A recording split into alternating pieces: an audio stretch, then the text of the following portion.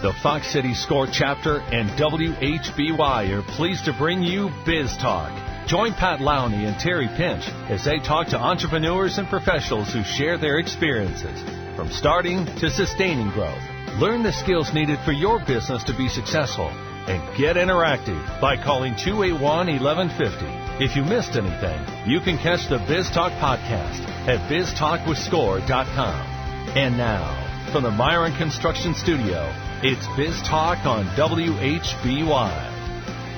Good morning and welcome to BizTalk. I'm Pat Lowney. And I'm Terry Pinch. And Pat, we've got the NFL and XFL all over the TV, spring training going on in baseball, and a week of 40-degree temperatures. Who knew it was the end of February? Yeah, well, good. Let's keep it going. Yep. So we're happy you joined us this morning. A reminder that BizTalk is brought to you each week by the Fox City Score Chapter. And our guest this morning is Andrew Schmitz with Proceed. Andrew, good morning. Hey, thanks, guys, for having me on. Good to have you here. So this is going to be an exciting show. We were talking a little bit before the show started, and there's a lot of things going on. Why don't you tell us what Proceed is and what you do? Hey, yeah. So Proceed is a knowledge management system. We're an online cross-platform web application. So we help small businesses or small teams document and share knowledge using really amazing visuals like photos and videos. So it's a knowledge management system. We work with small teams, and it's our specialty is helping them use visuals to show their employees or support their employees and share knowledge across their organization. So why would this be important, or should it be important for a small business? Well, gosh, it's important for all businesses, I think, and the key difference between small businesses and large businesses is that large businesses have teams that handle this, full-time employees, where small businesses, most of the time, it's the owner or the operator or the managers who have to kind of do this in addition to their additional responsibilities. So that's kind of where we come in with Proceed, is we help small businesses kind of crowdsource their knowledge. They can crowdsource it from their employees, so their employees can get involved in documenting and systemizing the business, as well as management and owners can also contribute to the knowledge base as well. But it's important if you're trying to train, streamline onboarding. Employee turnover is increasing. Employee tenure is decreasing. I think the exiting workforce is at like 10.6 year average, and the incoming workforce is at like 3.2 year average. So businesses are being challenged. They have to figure out better ways of training their employees faster, more efficiently, more effectively, because they probably aren't going to see that employee for as long as they used to. So could you give us an example of, like, on an onboarding process, how a small business might use the process that you're selling? Yeah, so we, basically what a lot of small businesses are replacing us, or replacing with our technology are like binders. So say you have an employee handbook that you hand your employees on day one. It has information in there like how do you start your day, how do you file for or take time off, and request time off. These kind of processes that you could make available through their phones or through the web browser, through our system now. But then there's also more technical skills, like how do you do your job, how do you manufacture this certain part, how do you make this drink at a coffee shop, how do you, whatever more specific technical details also are included in Proceed, and you can easily train your incoming workforce or employees that way. And Proceed, it's software too, correct? People aren't buying specialized hardware. This is software to use on their hardware they already have. Yeah, so employees can put this on their Android or Apple phones. You can access it through a computer, web browser. We call it cross-platform. So basically anything with an internet connection, you can use Proceed and get access Proceed and contribute to it, but then also just view knowledge.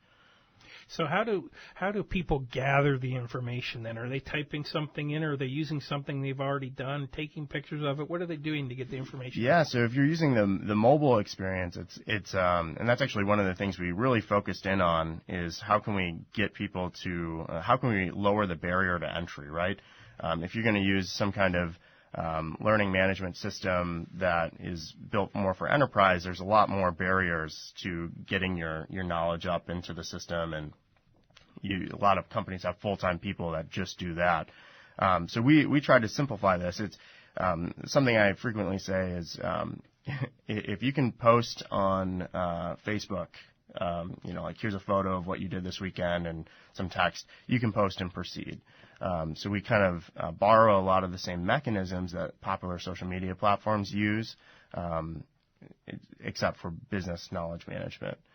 So it's kind of like a social platform, but we at least borrow a lot of those same mechanisms to make it easy. So what kind of background do you have that brought you to the place that you're at right now with Proceed? Yeah, well, I can tell you guys a little bit about myself. So I was born and raised here in the Fox Valley. Been here my whole life, with a few very minor exceptions of moving away and working on whatever. But I've been here my whole life. I've started all my businesses here, and basically, like, my journey with Proceed started. I was working as a project manager for a local software company, which I loved. I loved the work I was doing. I thought it was really great, but I always wanted to work for myself.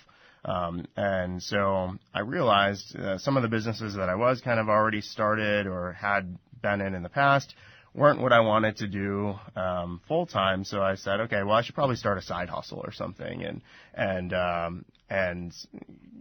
figure out what is my next thing. And so in that process, something that kept coming back to me, and I realized I was getting good at, was I'd help small businesses with documenting processes or systemizing their business, or creating some kind of deliverable, if it was like a training website that their employees could log into to get their knowledge, if it was training videos, if it was creating a PDF with photos in it, or whatever it was.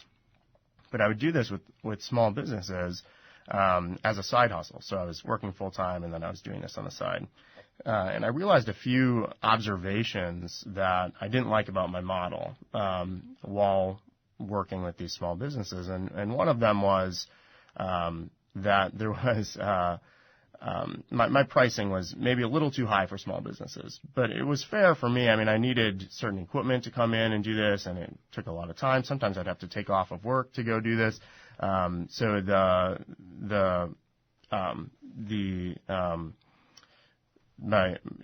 pricing was a little bit off for small businesses. The second observation I made was that there's some skepticism. I'd go in, I'd work with these employees that have innovated on the floor for so long, and they have figured out these processes, and they didn't necessarily love that I was coming in as a stranger, throwing a camera in their face and documenting this stuff. And I would hear things from them like, oh, so I've been doing this for 30 years and you're going to come in one day and figure it out. I don't think so. I don't feel good about this, So with those observations, the final one that I realized is that what I was doing wasn't very scalable. Or easily scalable. I would have to find more people with my skills and train them on my model, and then it was very people dependent. And so with those observations, I realized, well, I need to pivot. I either need to find new customers, but I liked helping the small businesses. So I would need to find new customers that could afford my services, or I have to find a way of working with these customers that gives them the value that they need, but then also is realistic. So I chose the second pivot, and I kind of stumbled into it. I was actually working with a client, and I thought, wouldn't it be great if I could get these employees to just send me photos and videos from their cell phones, and then I wouldn't have to be there, and I could just use those. At the time, I was a little bit younger, and I was using Snapchat, a popular social media platform, to communicate with my friends and show them what was going on, and they would send me photos and videos back, and it's kind of fun. So what I actually ended up doing, and the earliest prototype of what is Proceed today, was a private Snapchat account that I showed one of my clients, their employees, like, here's how you do this. Here's Snapchat, and you just send me the photos. You add it to the Snap Story is what it was called, and then I would get them and kind of do the Wizard of Oz and Man Behind the Curtain. I would download all of their snaps and then bring them into another product that I would ship them the knowledge. And it turned out like I was doing this to test some of my assumptions, like, hey, is this a viable product? Is this something that we should develop? And it turns out like they liked it a lot. Employees actually liked feeling like they were contributing to the knowledge base of the business without having someone else come in and kind of hunch over them. And it just worked. And also it didn't require as much time on my part. So I knew like that was where we should be heading with this product. And then in actually March, coming up on 1 year here, I was kind of looking at my life. I weighed a few metrics in my life, and I realized, I have something here, but I either need to get serious about it, and work on, apply more effort towards it, or I'll need to go find something else. So in March 6th last year, so 2019, I quit my full-time job, and I've been full-time on this venture since. Good for you, and we're going to continue that conversation in just a minute. You're listening to BizTalk on WHBY.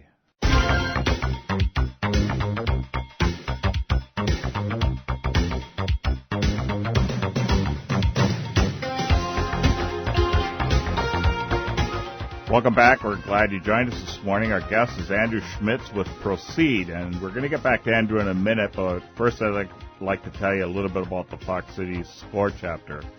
SCORE is a national organization that's a subsidiary of the Small Business Administration, the SBA. There are over 300 SCORE chapters in the United States. Our Fox City SCORE chapter is located in Appleton. We have offices in Appleton, Oshkosh, and Fond du Lac, and we serve an 8-county area. Those 8 counties are Calumet, Green Lake, Fond du Lac, Marquette, Outagamie, Wapaka, Waushara, and Winnebago. We have 50 volunteers, each of them an expert in their field. We offer entrepreneurs no-cost and confidential mentoring. We have expertise in areas such as IT, social media, marketing, cash flow, accounting, strategic planning, workflow, HR, retail best practices, and many other specialties. In order to register for a no-cost and confidential mentoring session or to learn more about the SCORE chapter, you can visit our website at foxcities.score.org.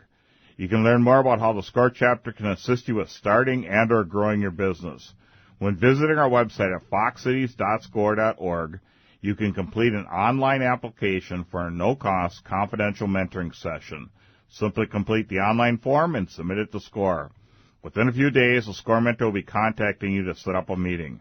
Remember, SCORE is no cost and offers experts who can assist you in many different areas of your business. To get started, simply visit our website at foxcities.score.org. To support small business people, the Fox City SCORE chapter is always looking for new mentors. If you are retired or semi-retired or even maybe working would like to help out, we'd love to hear from you. So you can also go out to the foxcities.score.org website, click on the volunteer button, and fill out the short application and let somebody get back to you. And just a reminder, our phone numbers, if you'd like to get in the conversation, are 281-1150 and toll-free at 866-887-1150. Give us a call if you got a question for Andrew. So we're going to come back to the conversation where you left off, and one of the things you were talking about is in the process of putting Proceed together is the number of changes you had to make. And that's really important to be an entrepreneur. Is very, very seldom do you hit the idea right out of the gate. You got to make adjustments, right? Oh, for sure, yeah. Definitely don't hit it right out of the gate. It's all about, knowing your assumptions and then testing your assumptions and then making changes based on that. And this is kind of something when you're selling to companies, too. You've got to convince them that, maybe there's a better way of doing this than the way you've been doing it in the past. Yeah, I mean, and so change is always hard, and that's something that we've had to figure out in our sales process is, they won't use us and they won't continue to use us unless they adopt us and actually find a lot of value from our software. So, but a big part of that is getting the buy-in from all of their stakeholders, which not just includes the person who actually makes the decision to buy it, but their employees. And managing that change is really tricky, and it's tricky for businesses all sizes. So I know in my past, sometimes you run into people who are reluctant to tell you how they're doing things because they're fearful that you're going to take their job, or somebody else is going to take their job. How do you get over that? Well, I think a lot of times we have people who we're talking to, but business owners, and they say, this would never work in my business because my employees would never document stuff for me. Why would they? What's their motivation? And so it's actually something that we've talked with a lot of partners in the area who are really good at change management and helping people with get through this kind of change and changing really the culture of their business, because that's what it is. It's a culture issue. It's not there's no app on earth that is going to help you if your employees feel insecure in their jobs and feel like they can't share knowledge because of that insecurity. That's not what our app helps with. Our app is, once you've cracked that culture issue, that, they can feel secure sharing the knowledge and actually feel good about sharing the knowledge, because a lot of times if they share their knowledge, it can free them up to go on and do better things and bigger things in the business. And that is one of those things that you have to just, how you share that to your employees, how you get that message across to them is different in every business. But that's an important part of it, is if your employees know that you care about them and want to see them grow in the company instead of be shoved out, that's when employees and the stakeholders within the business are willing to, share and contribute to the legacy of the business, which also is an important topic. And that's what helps a company grow, too. Yeah, for sure. You got to be able to do that. So we're going to take another break. You're listening to BizTalk and WHBY, and we'll be right back.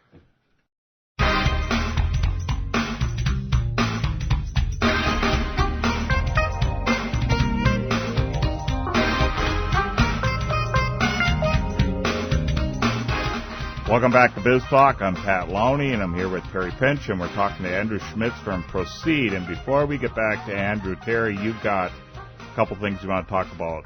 Yeah, we've got 3 different things going on coming up in the next couple months. The first thing I'll mention is we got another one of our programs with Google, and it's a spring into action with Google's Insight tools. So we've been doing these live stream events a couple a year for the last, maybe this is probably our second year. And this one is going to be on March 11th. It's at 11 o'clock at the Bordini Center and at Fox Valley Technical College, and it will be a live stream. So again, it's spring into action with Google's Insight tools, and this is really good to enable you to learn if you're getting value from some of your social media. So Google's got some good tools, so take advantage of that free seminar, and you can sign up at the SCORE website.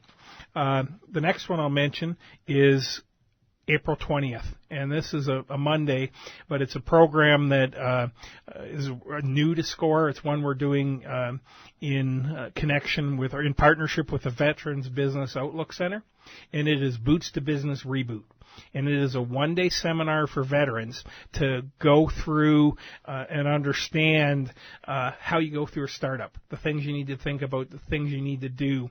And I know Pat has more experience than this with this than me, but there are a lot of veterans in the area who are interested in starting up businesses, and given their background and the structure and the approach they're used to, they tend to be pretty good at putting these plans together, but you got to know where to start. And this is a great opportunity to learn how to start and put together a business plan. So again, that's April 20th. It's Boots to Business Reboot. The website's a little bit here, so get your pen out. It's bit.ly/B2BAPR20. And what I recommend is go to Google and type in Boots to Business Reboot Bordini Center April 20th, and it'll get you there too. But so that's the Boots to Business. And then the third one, again, we're just in the planning stage. Cheryl Muskus, our chairman, is chairperson, is running this event, and it's a breakfast and roundtable women in business event. And so that'll be May 14th. Be a lot more info to follow. Cheryl's working on getting that pulled together now with other volunteers from the SCORE chapter. But again, it'll be May 14th, and it's a women in business breakfast and roundtable. So those are the things we've got planned. And then where I want to go to next is turn back to Andrew and want to talk a little bit about how you set this business up. And you've got a partnership with a former BizTalk guest who had a really interesting business going on, and there is very much an entrepreneur. So let's talk about your partners and what they do and how you guys work together. Yeah, for sure. I mean, so I quit my job in March, and I spent from March to May trying to build a team. I had this product that product idea really, that I kind of tested some assumptions, de-risked a little bit. So I thought, next step here is I need to find people who actually know how to code, because if I had to code this thing, it wouldn't happen. I was able to actually find a team in May, and that team was able to, we spun up a prototype that we actually had alpha users in using it. We got some really great feedback. And then that team kind of decided on their own accord that, they weren't really interested in, continuing with Proceed. There was some, it just wasn't the right fit. And we kind of both decided, hey, we need to, maybe go separate ways. And that's part of the process. And it was, totally normal, and it turned out really, really well. It was very amicable as well. But during that process, and kind of had myself like a nice runway of kind of knowing that team wasn't going to be there for the long haul. So I was able to kind of put myself out there. I went to a lot of networking events in the area, leaned on a lot of organizations in the area to try to find the next team for Proceed that would take us from what we knew in our initial prototype to an actual production product that we could then start selling and getting users into.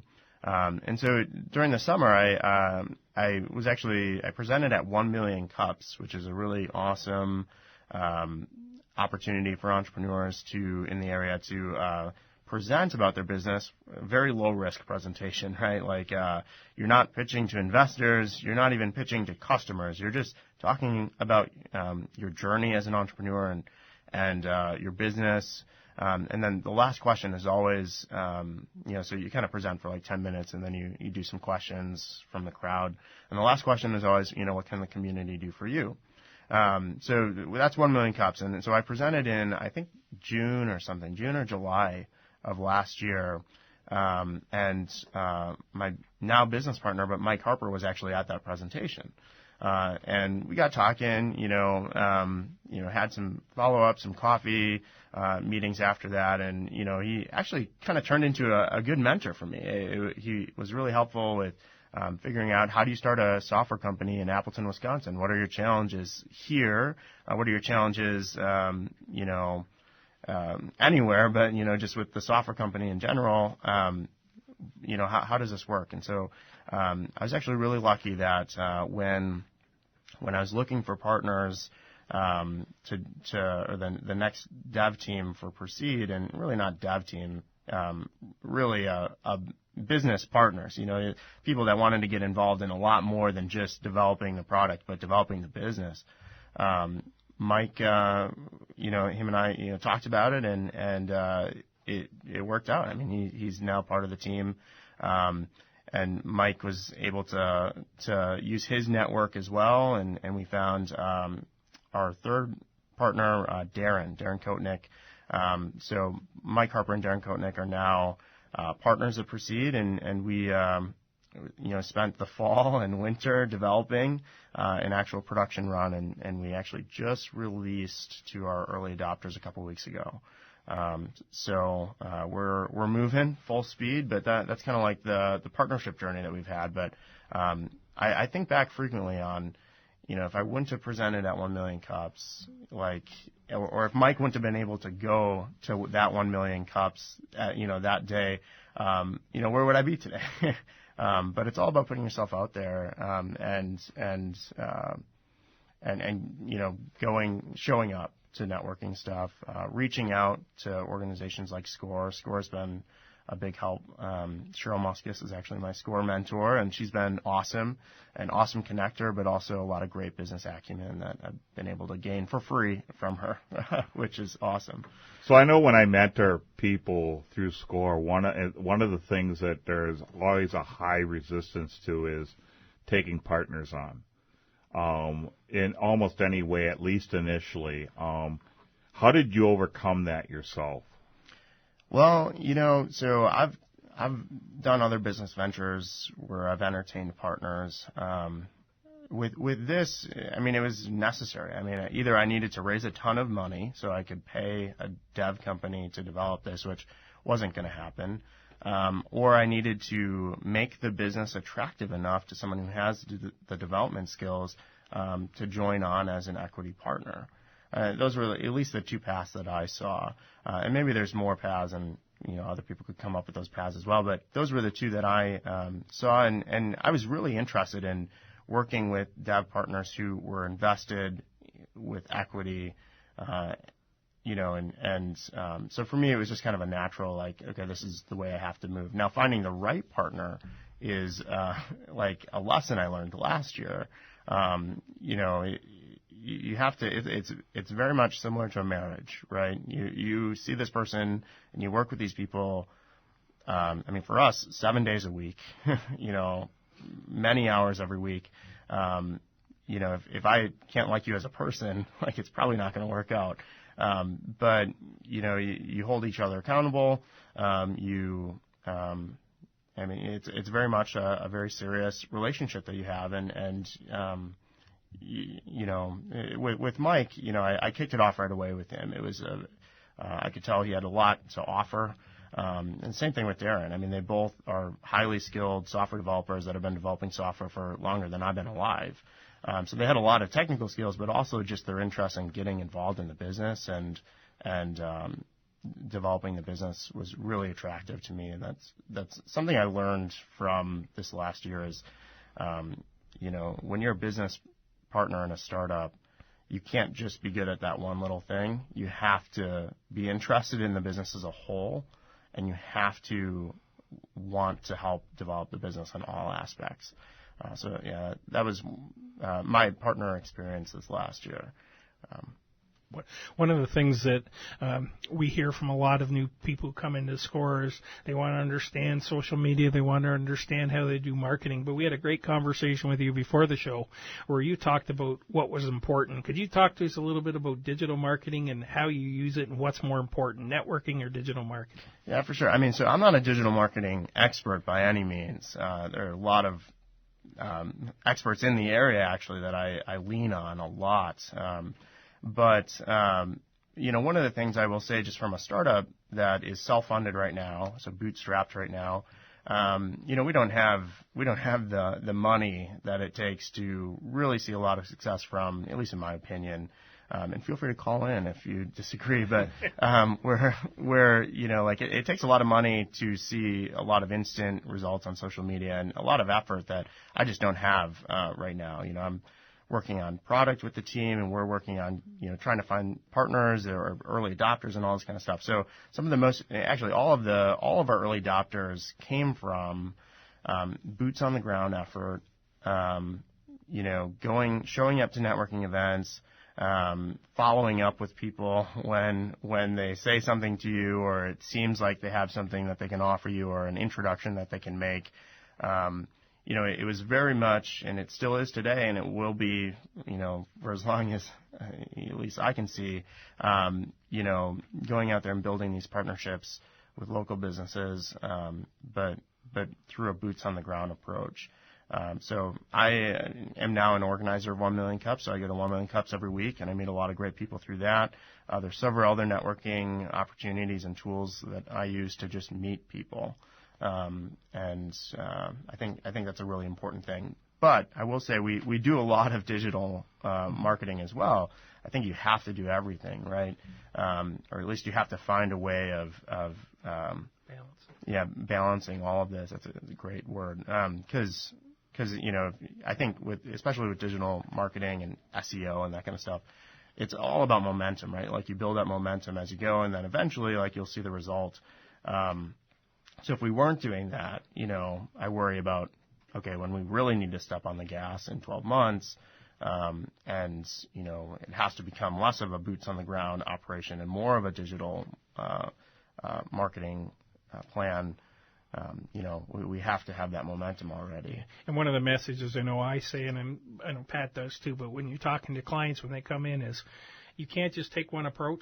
Social media is not the silver bullet that's going to solve everything. That's one aspect, but talking to people, networking, and building that is another. You need to do both, and you need to figure out how to do both, not rely on one tool. And with strategy, I would say. You can run an ad on social media, but if you have no strategy behind it, if you're just like throwing spaghetti at the wall, I think you'll quickly run out of money. It's like I say this all the time. It's a highest bidder wins out there with social media, and there are several big companies that are competing for the same people's attention that we're competing for, and they will always outbid me. One of our competitors actually was on a podcast that I listened to, and I see their ads all the time on my Facebook, and he said in this interview that we're about $2 million in annual revenue, which is awesome, but I have $600,000 in credit card debt. Which just I'm like, well, I see why. I mean, I see your Facebook ads all the time, and and that's not even that much money really. I was kind of surprised. I thought he would have had to spend a lot more to get on my Facebook every day. But it's just kind of interesting. I mean, that was their marketing tactic. It appears is that they put a lot of money into social media. And if it's working for them, great. But I think there's also, you can be very tactful with how you spend marketing dollars, and you have to kind of build a strategy that isn't just online but also offline. You are talking about a concept that is been around for a long time, about not just working in the business but working on the business. And you're talking about how you do it yourself, and that you have to sell the software you have and get clients and things, but you also need to go out and figure out how you're going to build your business and structure your business in a way that can grow and become profitable and successful and get legs and keep going and things.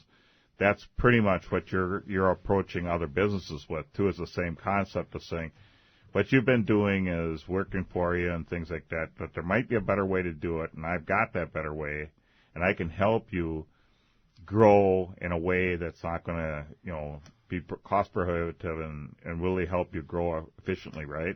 Yeah, I mean, I think knowledge management is a big part of becoming an owner of a business and not staying in that operator position. A lot of small businesses and businesses just in general, they start out as the founder, working in their business, developing the product, selling it, everything.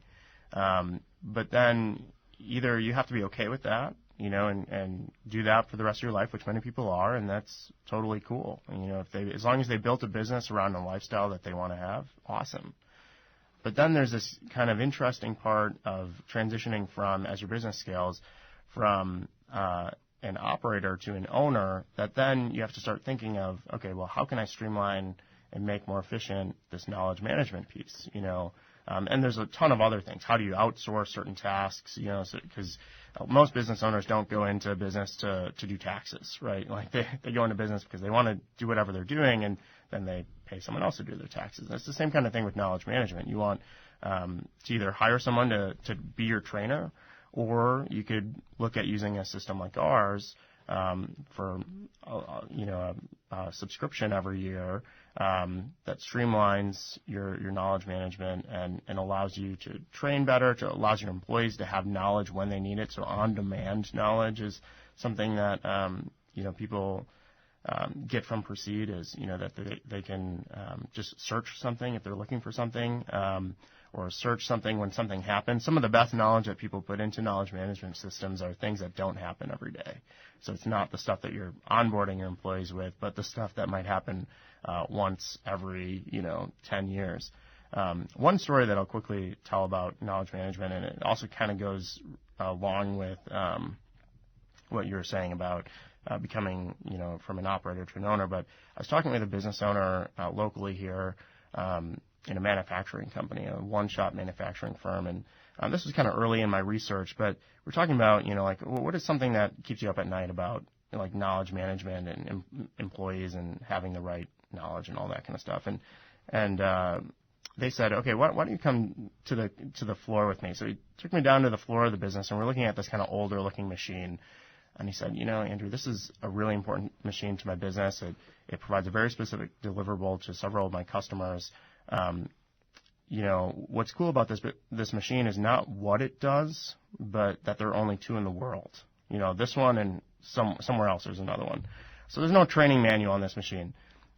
He said, what worries me about this machine is that I have two employees that know how to use it, and they frequently go to lunch together.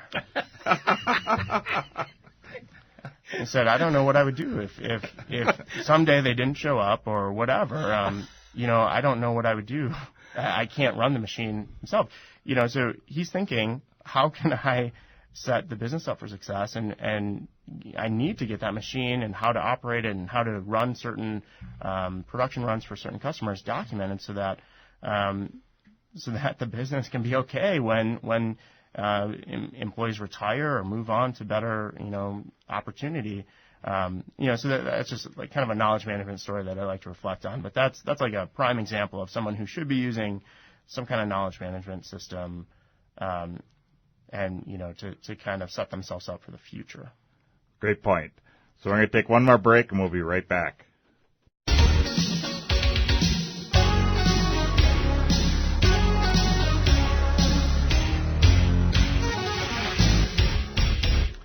I'd like to thank our sponsors who help bring BizTalk to you each weekend. We really appreciate them. They are Fox Communities Credit Union, Haley & Associates, Remley Sensenbrenner Law Office, and the Business News. We really appreciate their support. So, Andrew, before we leave this morning, could you leave listeners with your contact information, how they could find out more about you or Proceed?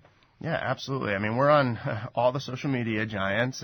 Proceed.app is how you'll find us. And that's also our URL. So if you type into your web browser Proceed.app, that's our website. So www.proceed.app. And for those of you out there who listening to the show want to learn more about Proceed, that's a great place to go to start to understand a software-based business like this. And a lot of people don't believe there's that many in the Appleton area, but you have a great website and a great way for people to learn. Yeah, thank you. I appreciate that feedback. But yeah, no, I'm also really interested in talking with local entrepreneurs. And so I'll just throw out my email as well. It's andrew@proceed.app. So if anyone wants to reach me directly, that's a great way to do it. But yeah, no, through the website, through social media, and we'd love to hear any feedback from local partners or just local people about what they think of our software, what they think they would find valuable, or what would hold them back from utilizing something like us. This is a great example, something that you're taking something, you didn't invent this, you're scaling it down to a level that works for a small business and is probably really necessary for a lot of small businesses. Yeah, for sure. Yeah. So as we close up today, any final thoughts you'd like to leave the listeners with? It's an exciting time to start a business here in the Fox Valley, especially a lot of organizations are talking about a developing entrepreneurial ecosystem. This is because of all the hard work that many people have put in, like SCORE and different organizations, for many years. But, it's an exciting time to start a business. And I guess I'd just encourage anyone, the thing that I like to say is, start. And start with strategy, but start. And especially like technology businesses, we were just talking. One of the things that we did really well at Proceed is we tested our assumptions first before writing a single line of code. And that's what I would encourage anyone who's thinking about some kind of software or business. How can you test your business without investing a ton of money and all this kind of thing? How can you de-risk your business before getting too financially invested? Okay, great. Thanks, Andrew. It was good having you here. That's our show. We'll see you next week. Thanks a lot, guys.